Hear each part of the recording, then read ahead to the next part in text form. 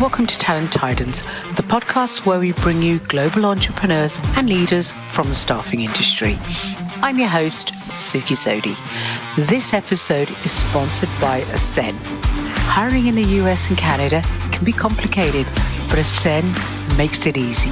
Their all-in-one white label platform takes care of onboarding, payroll, benefits, and compliance so you can focus on growing your agency. To learn more, visit ascend.com. Now, let's jump right in and welcome today's guest. Hi, welcome back to another episode of Talent Titans.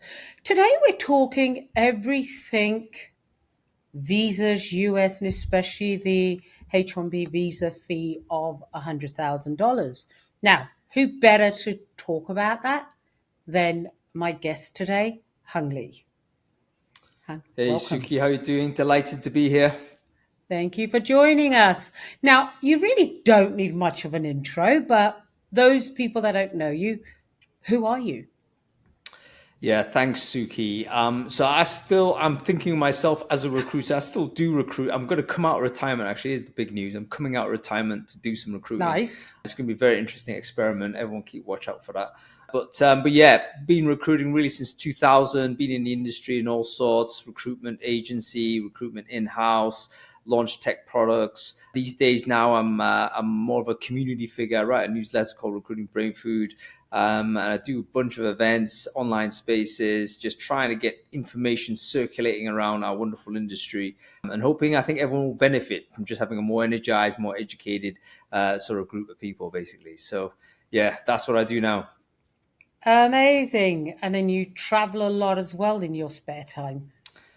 I do, and I had the good fortune of visiting you guys in Toronto, I think 1.5 years, 2 years ago. So yes, I do travel. I think it's important to do that because one of the things that is true is that you find that the world on the ground is always different from the world that you read online.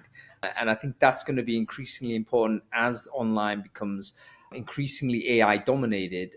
We're going to have an increasing distance as to what's happening in reality on the ground. So very important you do in person, very important you hold strong opinions lightly until you actually get on the ground and have a look and speak to people who are actually there. Honestly, I rarely believe what I listen to or read on social media now. I'm just like, because it's got so polarized. It's like this way or this way, and trying to find that middle ground is next to impossible. So I totally agree with you. Get out in the field, meet the real people. Yeah, right? 100%. You know, online is too easy to basically be a partisan. And unfortunately, that's the case. There's no penalty for getting it wrong. There's no cost to it. But there's some stuff to gain, you know, if you can persuade a bunch of people to believe things your way, maybe that's going to, you know, produce some outcomes for you that you think are beneficial. So unfortunately, telling the truth basically doesn't come with any reward online. No. And so, yeah, heavy pinch of salt, even the stuff I produce, you know, I mean, I'm just like literally talking about it, but, you know, trust your own sort of eyes and ears on the ground and what your own sort of vibes are telling you. Well, if we listen to social media, we read social media, listen to social media, we would have, and we believed it, in terms of recruitment, we'd be saying, these group of people are lazy. These group of people are too old. These are this, these are that, right? And then throw race into it. And it's just so stereotyped. In a team this morning, we were doing our regroup, and we've got a candidate in process who openly admits he's getting close to retirement age. But oh my God, his energy I was just like, really? Is this guy really close to retirement with this much energy, drive, and results? And truth of the matter is, people who are that 50 plus have so much to offer. But if you read online, oh no, they're looking to coast into retirement. That's not true. Yeah, there's always exceptions to any generalization. There's no doubt about that. And, you know, but, you know, nuance, basically to get things to travel on the internet, nuance doesn't usually do it. You need to really kind of, create these memes. Memes are just generalizations, right? So they're kind of crude generalizations for the Web 2.0 era. And the people who produce the best memes, they get the best results in terms of distribution. So yeah, we've gone down sort of a certain path in terms of how we communicate with each other, and it's not always the best way in my opinion. But there we are. It's made it harder for job seekers as well. Oh yeah, I mean, I think one thing that is true is that the job search environment is extremely challenging right now, and it's extremely challenging for people who had previously found it very easy. So I think that's the main difference over this moment and what's been the case 5-10 years or so ago. The people who are really sort of able to command opportunities very simply today are now sort of experiencing some very, very difficult moments. And yeah, I think it's telling where we're at as a global economy. We're undershooting on economic growth. We know there's widespread kind of a decline in job volume. We've seen the big public staffing companies. This is the third year where they're given public profit warnings. Yeah. So we know overall job posting volume is down, hiring demand is down. Lots of reasons for that. And probably the topic we're going to talk about is related to it, right? It's an anti-immigrant sort of blame the immigrants type of time. So here we go. Let's this is the roller coaster on right now. Yeah, but it's interesting what you said about people who have found it quote unquote easier to get a job, because I'm talking to some very experienced CEOs, C-suite executives, and they've never had to apply online for a job. They've never had to go through this vortex of online applications, and they're shocked at how they're being ghosted, because it's just not a world they know. But let's jump into the news from the US. H-1B visas, $100,000. Right off the bat, what do you say to that? I mean, it looks like there've been some rollbacks since then, and there's loads of caveats. But I think what Trump does is basically say the extreme and egregiously extreme position, and then he has loads of carve-outs to make it less sort of damaging. But the reality is he's kind of addressing a core part of his platform, which is to be anti-immigrant and pro-native worker. That's generally the part of his political sort of force is this way. And the H-1B visa, very famous in the US, of course, has been considered for a long while now in his sort of MAGA movement to be one of the vectors in which foreigners are unethically getting job opportunities at the expense of native US citizens. I think to some degree there's a case. H-1Bs, any system, any visa system, immigration system, they're all going to be flawed. There's no such thing as a perfect system. And once someone works out how to break through a system, then they're going to exploit that. So there's definite cases where you could tighten up the legislation to kind of more to the spirit as to what the H-1B was meant to before. But obviously this is just Trump jumping on something and creating a huge news story that has huge consequences for the US economy, huge consequences for recruitment, because there's no question that H-1Bs predominantly go into the technology sector. And yeah, lots of tech companies do rely on that labor source. So yeah, very, very big deal. I think the larger companies, sort of like your FTSE 100, they can afford it, right? It's still expensive if you add the volume, but they can afford it. When I'm speaking to your mid-size, they're really worried because now I'm just going to go back to the local talent, right? So they can't afford to pay whatever it is today, 50 grand, 40 grand, whatever that number is. They can't afford to pay that. So they need to try and tap into the local talent. But so are the big players. And the big players are going to be able to beat them on price every day of the week.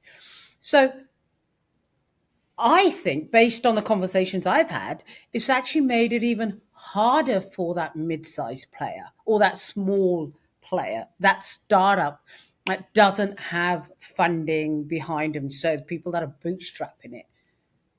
Is that not the Yeah, of case, course. or have I missed That's some? that. No, that's definitely the case, and it's not helped by the fact that obviously these policies they're written on the back of a napkin. I mean, they're not sort of they're not considered a well thought out. And there was, even at the very beginning when this was announced, there was a number of disagreements publicly by people very close to Trump that were in direct contradiction to each other. So you had Howard Lutnick, who was sitting in front of Trump in the Oval Office, and he was saying, yeah, not only 100,000, but it's 100,000 every year. Now, if it's 100,000 every year, I'm sorry that the H-1B is done. There's no way anybody, however big or small, you're going to be paying salary plus 100K every year to apply for a visa for somebody. That's not going to happen. But then, of course, that gets rolled back to 24 hours from there. Say, oh, no, it's just a single application at the beginning. So anyway, the bottom line is nobody knows. And that ambiguity is persistent. So I think what happens when there is ambiguity is that people can't take the risk. So in effect, it's a blast. You can't take the risk to say, all right, I think it's, by the letter of the law, it looks like this. You know what? I don't think we're in a particularly lawful time at this point. It doesn't seem that, firstly, the law might be very changeable, subject to interpretation, multiple conflicting interpretations. If you're an employer right now and you could avoid going for H-1B, you're going to avoid it. So I think it will be a wider effect. Trump will have achieved his effect by deterring companies from using the H-1B. And my sympathies particularly lie with the people who are currently on H-1Bs in the US, which probably amounts to something like 700,000 people, that suddenly need to think, what happens if I might have to be deported here? They might have spent 25 years in the country, might have kids that were born there that are in school, and suddenly they're facing the prospect of divided families and what have you. So this is it's a grotesque ruling, and delivered in such a manner that's kind of just casually cruel, but that's just a recurring motif of what the Trump regime is all about. It's about deliberately casual cruelty and subjecting people who have far less power than you to the full force of that cruelty. So yeah, very tough times for a lot of people. Yeah, because like everything, right? The education system has to catch up. The salaries have to catch up. So I'm looking at it and I'm saying, okay, so companies won't renew the visas. So to your point, you're splitting families up, or kids that are born in the US are moving back to wherever that strange might place never have been back to home. We're talking about people that literally might see their parent have to be deported. Usually you'd go with them. They're young enough or what have you, but we're talking about big life changes. It's a little bit, it's not dissimilar to how it was when, people, when you're in a visa that's employer dependent. What happens is, of course, you always have a sense of precariousness within your business. You're effectively a guest worker. And in fact, I think what the Americans want, or at least what the Trump line of America wants, is to have a sort of guest worker policy similar to Dubai, where you have a load of people that are working typically as second-class citizens. You don't have rights access. You don't have rights to, as a native person does. Doesn't matter how long you live, you're not going to ever become a citizen. And you can be deported at any time simply by losing your job. So then you have kind of an indentured group of people that are very, very dependent on their employer. And of course, that ends up becoming subject to abuse and what have you. So the H-1B is kind of on its way, even before Trump's sort of policy revamp. It was already on its way to this type of form where employers had a huge amount of power over the workers, which, by the way, is one of the reasons why the concept that companies sometimes preferred to hire H-1B visa candidates rather than domestic workers is because of increase of leverage you have on that worker, because basically you can deport them by sacking them. So there is a legitimate point on that. But at the same time, what is occurring now is essentially one step closer towards a formalization of this, guest worker format of immigration, which to be fair to the United States, I think a lot of countries in Western Europe in particular are probably leaning a little bit towards where they're saying, actually, we don't want these people permanently here. We want them to exit ASAP. And, it's a big old rollback of liberal values. So there we go, But who's going to fill those roles? Like, okay, fine, you can get rid 100,000 people next week. Who is going to fill those roles? I don't believe the US has enough local workers to be able to fill those roles. Forget next year's growth demands and things like that. So it's going to leave a massive void. I'm not saying none of those roles can be filled. I'm sure some can be filled. Cost is going to be higher.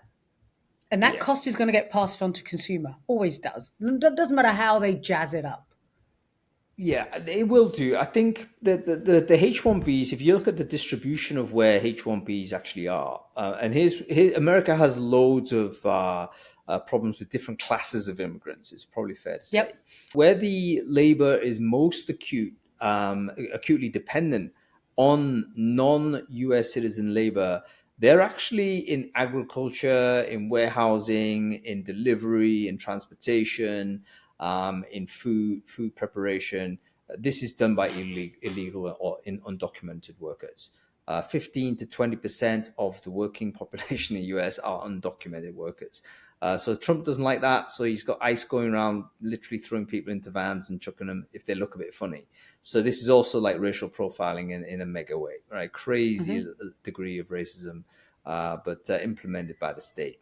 So those industries are genuinely effed up because there are no domestic workers, and you'll simply have food rotting in the fields, you'll have construction not being made, you'll have major delays in all kinds of the essential stuff. Essential workers back in the COVID era, remember those folks, most of that work is done, significant chunk of that work is done by undocumented labor. Yeah.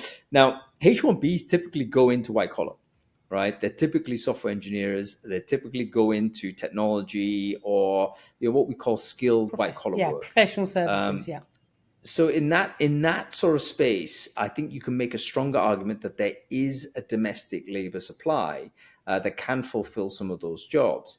However, as I mentioned, those companies will struggle to compete with bigger brands. They'll have to raise salary that are already quite high, and raising the cost of employment is basically bad for business, good for workers. So it's always a trade-off. When we get messaging in the media about one thing being good or bad, it's generally speaking just looking at one side of the coin.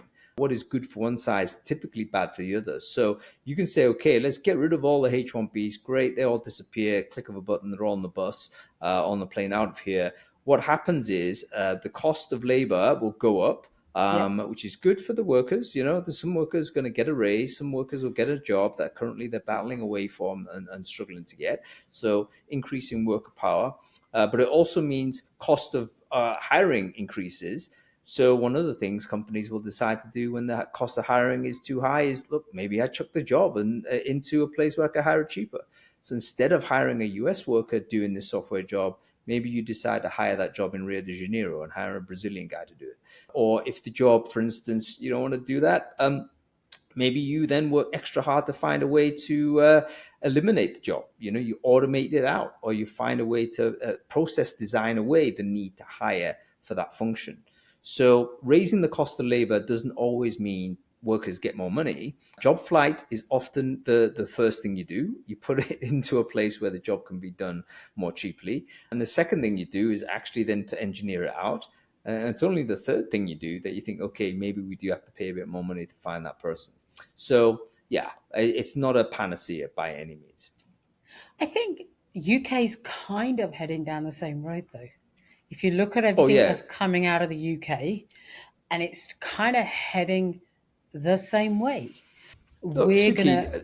The reality is, like, we're going through a really difficult transformational moment, and the transformation, I think, is a word that's loosely thrown around. But I think in this case, it genuinely means like caterpillar to butterfly style transformation. We're talking about the meltdown of the body parts, the body politic of everything that we knew was true. And one of the underlying things that I think is really quite difficult and unpleasant to recognize, but it seems to me that we have a kind of a rise of a kind of ethnically conscious nationalism that really mitigates against non-ethnic co-members. So that is the reality of the anti-immigrant posture. It's not really anti-immigration. Remember Trump's first time round, he was very happy for Norwegian immigrants to come in. Yep. Right? He said that publicly, but he was unhappy for immigrants to come in from shithole countries, quote unquote. What he means is he doesn't want non-white people to come in. I mean, that's basically the reality of it. And if you speak to most people who are virulently anti-immigration, that is the unspoken truth. It's fundamentally a racist position, which, by the way, is not inherently only white. I mean, you look at sort of immigration policies in Japan. It's quite funny. Japan, obviously, declining working population, oldest population in the world. They need more workers. And they had to go down the rather un-Japanese kind of posture of trying to be pro-immigrant, which historically never been. But there was very famously one of the politicians made a caveat saying, "Oh, don't worry, all the immigrants, we're going to target them from Southeast Asia. They'll be like us. They'll assimilate more quickly. They won't be like the Indians and the Africans." So that's literally what they said.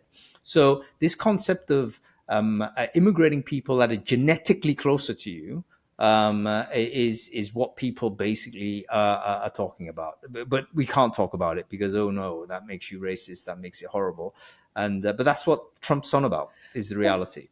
I read somewhere online, so it must be true over the weekend, India is talking about making India for Hindus, Sikhs, Christians, and Jewish people. Right? So we're talking about the US, but India came out. Now, I don't know how far that goes as being definitely this is what they're doing, or whether it's speculation and things like that. But it's almost like it's now okay to discriminate. We've made it okay. Yeah, we're heading down that, and we're doing it in practice, if not saying it. So the ideology, the rhetoric has yet to catch up with the practical movements of it. It's very disturbing. I mean, you and me, classic examples of visible minorities in we're immigrants, right? This is it. So 100%. When I'm talking about immigrants, I'm talking specifically about myself. I identify as. Were you born in the UK? No, I was born in the Netherlands. So I'm a multiple immigrant in every way, which way you slice it. See, I'm first generation, but it doesn't matter. People don't care. It doesn't matter. I mean, it takes, firstly, a while to assimilate. It's not saying it's possible to fully assimilate, but if you're a visible minority, you're going to struggle with this simply because you're going to be sort of under suspicion or targeted is the truth. And that's obviously very difficult. So we're heading towards that world. It's an attempt to reverse globalization. It's an attempt to kind of reverse the cultural changes that we've seen. And unfortunately, it has a lot of purchase with, a lot of communities in democracies that have been previously disenfranchised. So this goes into the city versus region sort of story. We know that the economics of the last 30 years have essentially centered on the growth of major metropolitan centers economically and the relative decline of those regional areas that unfortunately have had to typically export talent and labor to the metropolitan centers, right? London, classic example. I sit and live in London. No reason why I had no motivation to be here. There was no jobs where I was growing up, and I had to come down. So talent moves to those centers. Now, the problem you got is that the political system has not caught up with it because the distribution of electoral power is still based on geography, not population per se. And so the left behind regions will inherently and rightly have a problem with a political economic system that has not looked after their interests. And so they're just throwing rocks at trying to break down this system because they've tried to get elected representatives to do anything about it. Each time you put somebody in there, nothing happens. And so you increasingly reach for the more outrageous, disruptive characters that you can. Trump is one example, but there's a number of examples in every democratic system in Europe and probably everywhere where there's an election. Everywhere. So this is basically an economic system. I don't think it's a massive conspiracy. It's a law of economics where clustering effects happen. But this is where you need the state to come in and take action to correct against it. Because if you allow cities to become too powerful economically, then the regions will penalize them politically. And that's where that's the world we're heading towards. Well, Mark Carney came out over the weekend and said, I'm paraphrasing here, but hey, H-1B visa, people who get their visa rejected or are in the US have to leave. It's an opportunity for Canada. And I think it's an opportunity for everybody, but are people going to take that opportunity? I actually think it's great for Canada. We need the talent.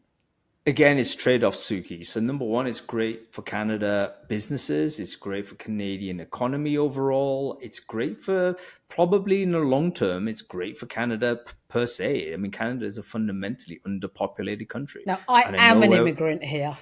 Yeah, and you're an immigrant here. We get that. Canada is fundamentally underpopulated, and I know people are going to come at me in comments and say, have you seen the prices in Toronto and Vancouver? Yes, I know the prices are extraordinarily high, but that is an example of urban agglomeration. It basically means all of the clustering is happening in certain cities. The job of the government has to be spreading the economic wealth across different parts of the country. It's failed to do that, like every country's more or less failed to do it. But I think Carney or any Canadian politician that kind of welcomes H-1B will basically have that trade-off. It's going to help it economically, but there'll be a political price to pay down the line. Because we know also Canada has had its moment of anti-immigration fervor, which, doesn't look like it's going to be satiated anytime soon. You have to spread the economic wealth to do that. So that's the mission for all these countries right now. If you look at Canada, you've got an immigrant coming over from, unless they're coming from Scandinavian, that part, the Nordics, they don't want to move outside of Toronto, Vancouver, Quebec if they're French. The weather is so extreme. Okay, so that's one thing. And like everybody else, most people want to go where they have connection and they're not that outsider type of thing, right? So trying to get, like if somebody had said to me, I chose Toronto. I used to think Toronto was the capital of Canada. I did not realize it wasn't. But when I moved, Toronto was the only place I was going to move to, else I wasn't going to make that move. Right? Because it's the heartbeat of the business community. But those who are coming over and they're being told, you've got to go to Winnipeg, you've got to go here. There is a desperate need for doctors. A great prime example here. Desperate need for doctors. There's desperate need for doctors in the major cities, but even more so in the rural areas. These people can't adapt. Their body, they just can't adapt to that. It's just like snow. What's this? Yeah, listen, I mean, Canadian immigration has tried to distribute immigrants outside of these city centers, right? So there is, I think, some benefits to, going to a random place north of Alberta or wherever, I get it. It's very difficult to persuade people to go because, again, you're going to go to where people You're also going to go to where opportunities are more dense. So this is basically a kind of a structural problem. The more people that go into a place, the more opportunities actually emerge from that, simply because there's more energy going on in there. There's more services required. Even if you completely make the place overpopulated, there's still going to be services based on the fact it's overpopulated. It's like there's too many people here. Okay, therefore people are going to need this because there's too many people, and then suddenly there's a business. Whereas if you go to a small village where basically the life and the economy is generally static, there's going to be not much to do there, or not much opportunity other than what already is fixed. It's not going to be particularly entrepreneurial. So we understand this, and it's one of those very difficult challenges for countries that need the labor, but then are struggling with this crisis of immigration, where a lot of people feel dislocated from the place that they call home. yeah, we're already sort of on the cusp of getting into some of the sort of conversations that we've probably never had the permission to talk about over the last 20 years. But it's all going to come out in the wash in the next in this period of time for sure. But it also I think and I don't know what the answer to this is.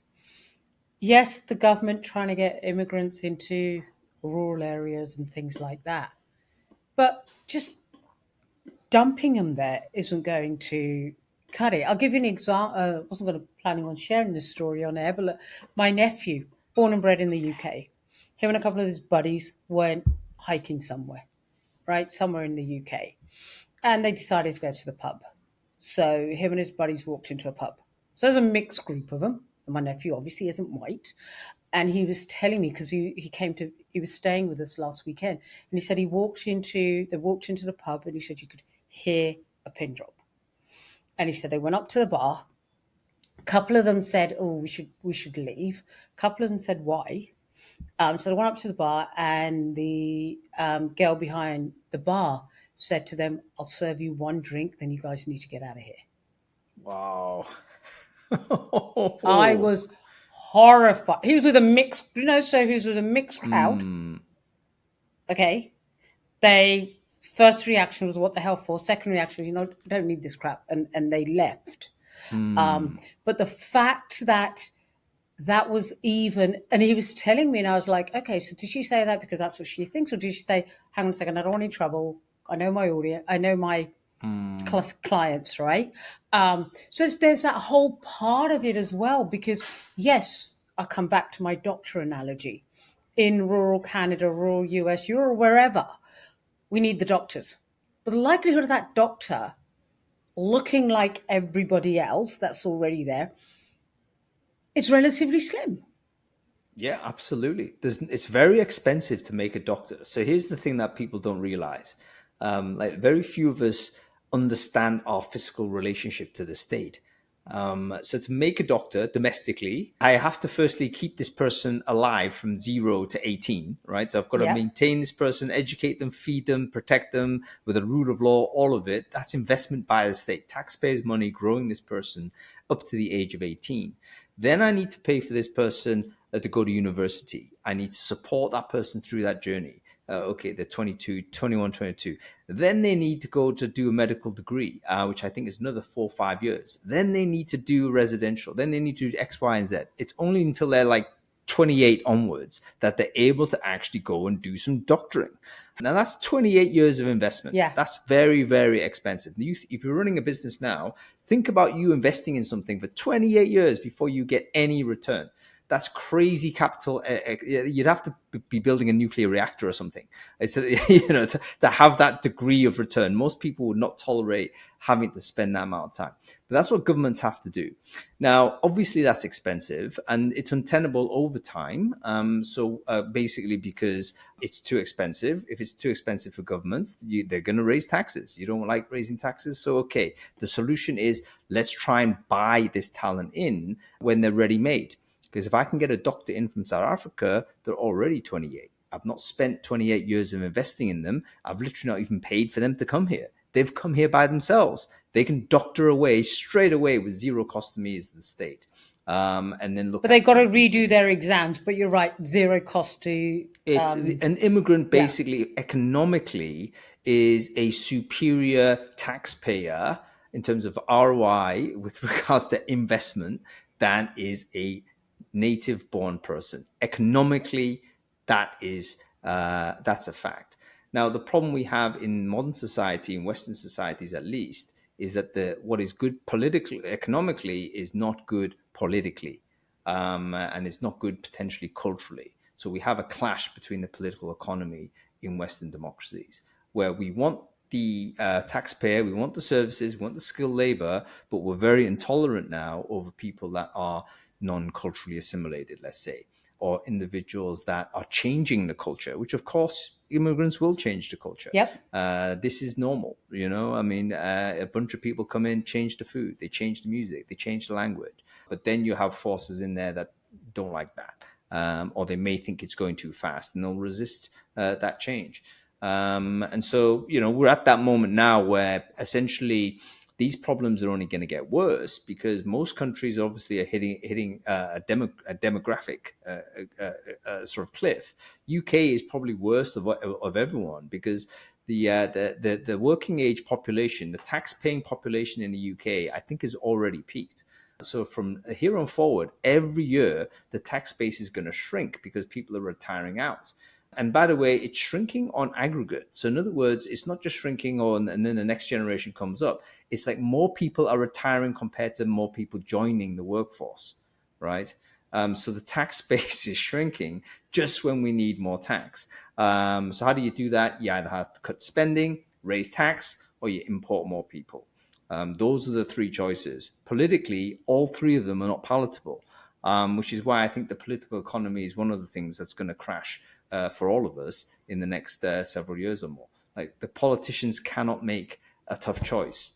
And because of that, they're going to just be, they'll make a non-choice and it will just get worse for the next a bunch of idiots that come in. So yeah, there's kind of, I can't see this train stopping. It's one of these things where, okay. But there's another equation piece to this pie. Those people that are leaving the country. I left England. I love England, right? I didn't leave for these reasons, but I am now glad I am out, right? Given what's happening there. So you got people that emigrate for very different reasons.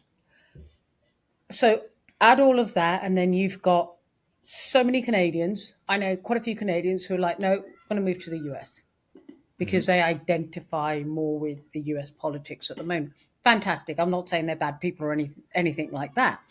They just think, and business owners, tech startups, so many of them. So as with company the other day, they're two Canadian boys, right? Grew up together, but they just couldn't do their tech startup here because of all the red tape, the taxes and stuff like that.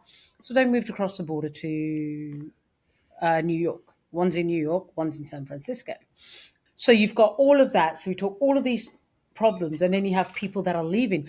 The UK, the number of millionaires leaving the UK.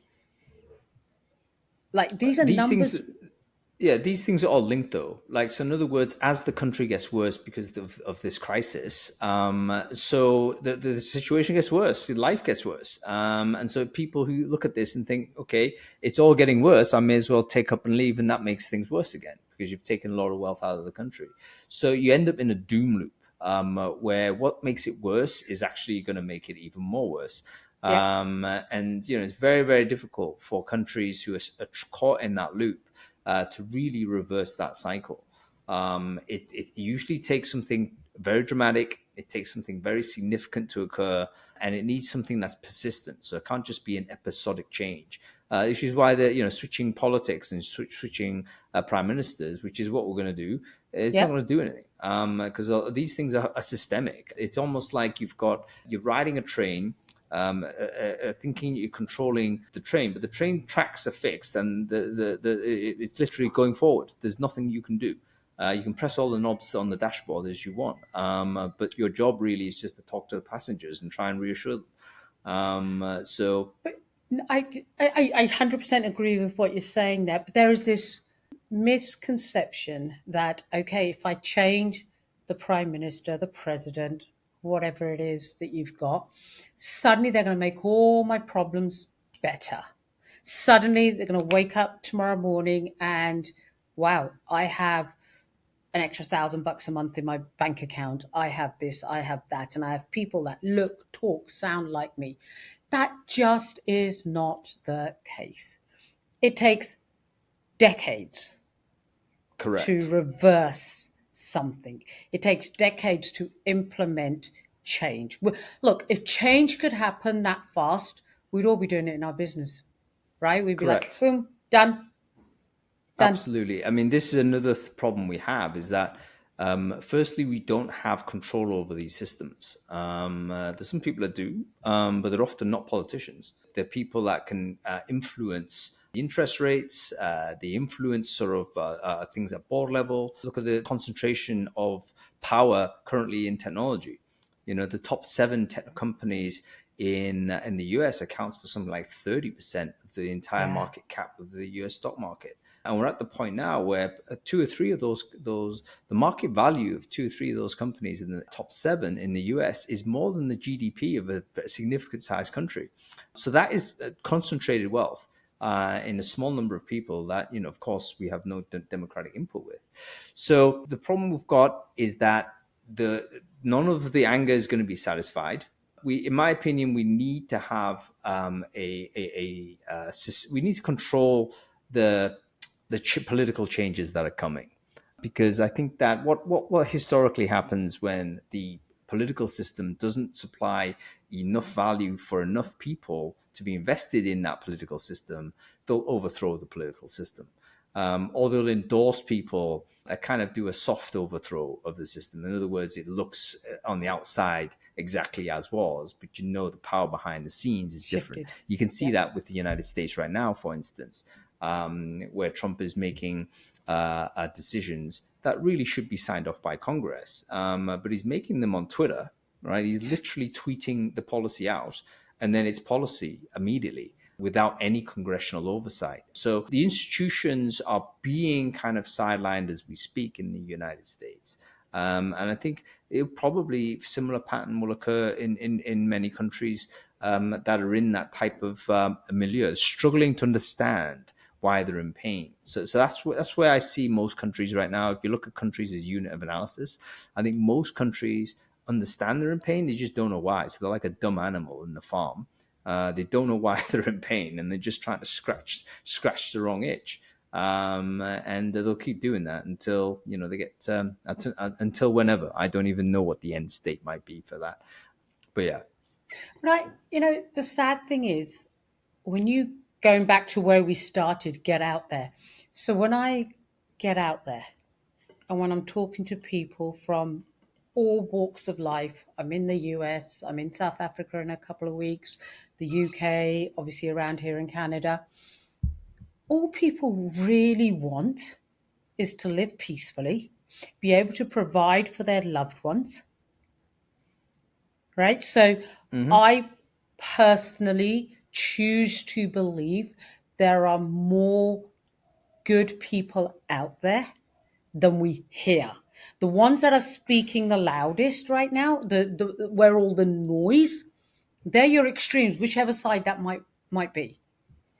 I think you're absolutely right, Suky. You're absolutely right. And even though I've kind of been a bit of a doomer in all of this analysis, and I'll stick to it because I think the analysis is accurate. Yeah. It is also still the case that most of us don't need to worry overly much about these mega trends, because it's still the case that in terms of controlling your own situation, whether you're a business owner or you're just thinking about you or your family, you can still make smart decisions, which is going to make sort of the situation better for you than everyone else. So there's opportunities in any market, and it always has been, always will be. The mission, I think, for all of us is to kind of have a civic sense at the macro scale, try and understand sort of where you want the direction of the country to go, whatever country you belong to, and be vocal about that. But at the same time, you can make more localized decisions for you and your business that makes sense. Recruitment agency is a classic example of where even in a depression, there's going to be like pockets of work that a recruitment agency can do very, very well at. Simply because large-scale problems actually do produce opportunities where solutions are there to provided for, often require staffing. So, I mean, you look at COVID as an example. COVID is a very recent example of a global disaster. Most on aggregate recruitment companies had a terrible time. But you know what? There was a couple of recruitment companies supplying like people who are sanitation workers. They were absolutely inundated. The companies that couldn't hire enough supermarket shelf stackers. So, have a think about sort of the pockets of work you want to work in as a recruitment business in a turbulent, chaotic environment as we've described, and then you might find some opportunities. What do you say to those? And I know we're coming up to time, but what do you say to those that are thinking of leaving, business owners thinking of leaving wherever they are, whether it's England, Canada, US, doesn't matter, and they're taking their wealth because that to your point earlier, it's adding to the problem, right? Yes. So what can they do, or what can they do, or how should they think, or what should they consider before making that move? You know what? This all comes down to how much wealth you've got. And the reality of it is, after you achieve a certain degree of wealth, you do become a little bit unmoored from the society around you. You can be described as a rootless cosmopolitan, using Theresa May's contemptuous term. But again, you have a responsibility to do best for you and your family. You can't deny anybody this. No. You know, we're criticizing immigration. At least people criticizing immigrants, but almost all immigrants are trying to do the best for themselves and their family. So the people who immigrate are actually the ones at the very lowest of the economic strata and actually at the very highest. You know, so what would I do if you had the wealth to leave? I think number one, it's a bit of a fantasy land to think there's a paradise that's totally immune to all of this. You know, you could say, "Oh, let's go to New Zealand." New Zealand, no, it's in a complete economic, condition very similar to all of the Anglo countries, to be honest. You know, you go, "Oh, I'll go to Southeast Asia." That sounds great. You know what? Southeast Asia, almost all of those countries have had a political revolution or a coup over the last 12 months. So there's political instability. There's all kinds of risk going on there. So I think a flight to a particular country, I don't think is the smartest move. I think it does make sense to diversify your business. I think geopolitics has come into business considerations now, particularly if you're operating internationally or you operate in a kind of a borderless service provision. It makes sense for you to have a diverse geographical portfolio. And so recruitment is a good example of this, actually. During the sort of COVID period, and everyone shifting to remote, the companies that went fastest to shift their search and delivery options to South Africa actually did the best because they could actually do the work at basically less than half the cost of their competitors. So we need to be geographically sensitive, geographically diverse. I think that may sort of makes the same decision for anybody with any asset wealth. You've got to kind of diversify your asset wealth and not park all your wealth in any one particular spot.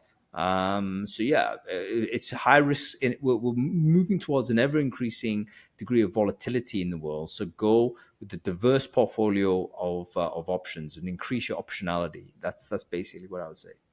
Yeah. And finally, so people listening to this who are in that hiring crunch, who have traditionally gone down the H-1B visa route and things like that, what can they do now? Because their talent pool has just been slashed, or in some cases, their open vacancies just gone up because they've decided not to renew and things like that. What do they I would do right that. now? It depends what kind of recruitment agency or recruitment provision you're providing. Let's say you're a software company and previously you were providing, IT or technical services. You were dependent on H-1B visas. Then I think the way to deal with that is probably you're going to have to relocate those jobs and try and deliver the service with remote sort of service delivery, or at least delivery engine outside of the US. If you are a company that is hiring or had sort of H-1B visas in your own population of workforce, you're going to have to sort of invest more on your employer brands. You're going to have to look at sort of how much you're paying people. You're going to have to increase your direct sourcing activities because the cost per hire has gone up, obviously, as a result of this. Even if the 100K thing doesn't stand, everyone now knows it could go anytime. Yeah, it's the fear that's been created. Yeah, right? It's that right fear. now. I've worked. I mean, Trump's very simple, I think, but I've belatedly kind of come to a conclusion which I think is persistent, which I think basically is robust over his episodes. He wants to create chaos in order for him to be the center of the solution. So he'll come in, create a problem, and then everyone needs to go to him to solve that problem because he's created it. So it'll always go egregious. I think the way to play it is actually to stay calm initially, because the first splash in the ocean is rarely how it will look. There'll be carve outs. There'll be carve outs and cop outs as the reality kind of transpires. So zero panic, number one. And then two, you've got to also think everything is up for grabs. Like there's a randomness to the policy making, which means that no one is really safe. I mean, 2 days ago, there was 100% tariffs on furniture imports, for instance. Yeah. Like, does the US really need people to make furniture? No, but okay. And now suddenly anybody importing furniture, you got a problem. Today, 100% tariffs on foreign-made films. If you're making a film somewhere and you wanted to get a distribution in the US, you can't do that anymore. So suddenly, this becomes like just very chaotic. I mean, you talk about diversifying your market, but if you're supplying into the US, which of course you should continue to do, you also have to think about diversifying your market, because we've got a chaotic situation here. And that chaos is persistent for as long as Trump is there. And maybe it turns in actually to become a technique that is used to continue to stir the pot, even though I think that the outcome of this turbulence is negative for almost everyone in the room. There's very few people gains from this. Even the people that are targeted, if it's targeted to help, are unlikely to get that help, simply because the world isn't as simple as Trump thinks it is. So yeah, well, we're all going to suffer second order, third order effects from the randomness. So we've got to insulate ourselves from the randomness. I think we're going to end up, there's times when I look at it and I think we're going to end up with a far more local, quote unquote, closed border type of mindset. We're seeing it in the South. We're starting to see it here to some degree, especially after the tariffs earlier this year. England. So it's really, on one side, I look at it and I think this is just going backwards. This is going backwards. On other parts, I look at it and I think, no, this is yet just another moment in time, those pivot moments in history. And there's been numerous of them. And this is just, we're gonna be okay. We're gonna be okay because there's enough people in the world. And maybe this is my mindset, right? I choose to believe there's enough people in every country, doesn't matter where you are, who are going to look at it and say, hey, yes, I want change, but I don't want this autocratic, bullish, whatever that word is, type of leadership. Yeah, I mean, again, there's a responsibility for talking heads like you and me, not to get too pessimistic about the state of the world and so on. I mean, I am a pessimist, but I am quite cheerful about it, in the sense that it's fascinating to observe, and we all still have choices that we can make, and we should be braver sometimes with those choices. Like when I say brave, I mean that it's possible to radically change your outcomes if you just let go of some of the things that you previously thought were non-negotiables. You got to sort of have the courage that you had when you were 22, where you're able to change your life immediately and think, okay, we're just going to start here, rather than hang on. Now, it does get harder and harder the older you get, because you put down more roots, you got more legacy, you got more sort of, stuff dragging you down. But you've got to think, how get back into that mindset of, okay, change is still possible at a personal level, where your life and your outcomes can improve if you just let go of some of the stuff that put on a different lens. Look at it from a different lens, because change is coming, whatever context you're talking about. You can't, to your train analogy earlier, that train is being guided by the track, not the driver. Yeah, where the train has left the station and it's barreling forward, and we're hanging on. I mean, I use the analogy of the tumble dryer. We're all in the washing machine, tumble dryer. Spin cycle's not going to stop. So what we've got to do is just to figure out how to survive in this super turbulent period. And it's like, okay, you can survive in it. You just got to, not have brittle areas of your life and in your business. You got to develop resilience, whether that's putting resources aside or putting your mental resources, physical resources, material resources. You've got to be brave to strike out when you think you've got a chance. And you've got to have like that positive survivor mentality. If you concede to despair, the worst thing you can do is that. Because that's definitely gonna be the millstone that drowns you in this tumble dryer. But you've got to be able to look at things from other people's perspective. Surround yourself with people who have a different viewpoint, right? Listen to them. Listen to understand, not to say they're wrong. That's right? So important. And it needs to be said that everyone who's speaking to you or speaking at you, there's a possibility they've got something you can learn from, even if they're massively wrong on whatever facts they're trying to promote. Ask the question, why do they think that way? How have they got to that position? And that itself can sometimes be illuminating. So yeah, we need exchange. I think the way I would play it for anybody listening to this, as you say, coming to the end of this, I want to just leave on a positive action-orientated note. Please. But my 3 sort of tips are always the same, Suky. I do stand by them. Number 1, you got to lean into the changes that are happening. So we haven't talked about AI at all right now, but of course it is a driver for a lot of these experiences as well. We have to lean into it so that whatever happens going forward, that you are an AI-enabled person, your business is AI-enabled in this next sort of phase, wherever it is. Number 2, you've also got to recognize that AI isn't all that. You still have to think about what I call a collective intelligence that you can marshal in business. These are the people that know you, that that can give you intelligence and information about what's happening in the world today. So build your network value. The stronger the network you have, the better the collective intelligence you have, the better able, I think, you'll acquire opportunities or be able to take advantage of opportunities. And thirdly, be more visible. Like, it's one of these where we've got to join the public discourse. So you and me are having this podcast. That's great. I'd love for everyone to have a podcast. Go and do it. Join the public discourse. Don't allow the talking heads to dominate the airwaves, no matter who or what they are, what they stand for. It's a public space. Go and join it and add your view.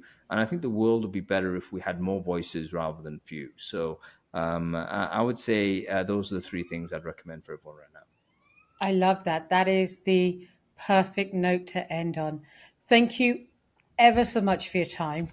Really appreciate it. As always, great conversation. Thanks for listening to Talent Titans. Be sure to follow the show so you never miss an episode. And if you enjoyed today's conversation, share it with your colleagues or leave a review. It really helps others discover us. Talent Titans is sponsored by Ascend, the platform that simplifies hiring across the US and Canada. From onboarding and payroll to benefits and compliance, they handle the back office so you can focus on growing your agency. Learn more at ascend.com. I'm Suky Sodhi, and I'll see you next time.